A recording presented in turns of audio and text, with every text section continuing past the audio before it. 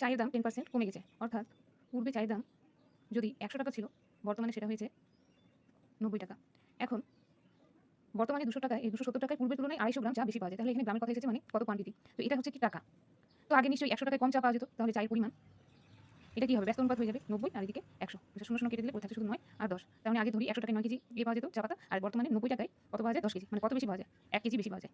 ১ KG কি বেশি পাওয়া যায়? চা বেশি পাওয়া যায়। কিন্তু এখানে বলে দেওয়া আছে বর্তমানে ২৭০ টাকায় পূর্বের তুলনায় ২৫০ গ্রাম চা বেশি পাওয়া যায়। অর্থাৎ এই ১ কেজি এটাই সমান কত? এই ২৫০ গ্রাম। এটাকে যদি ইসে কনভার্ট করি, আচ্ছা ১০ গ্রামের কি হিসাব হবে? অবশ্যই বারবার আচ্ছা গ্রাম হবে। পরে এটাকে কেজিতে কনভার্ট করব। হলো। তাহলে এই ১০ গ্রাম মানে এই ২৫০০ গ্রাম। তাহলে এটাকে কেজিতে কনভার্ট করলে কত হবে? 2.5 কেজি। তো এই 2.5 কেজি চা পাতা পাওয়া যায় কত টাকায়? ২৭০ টাকায়। ২৭০ টাকায়।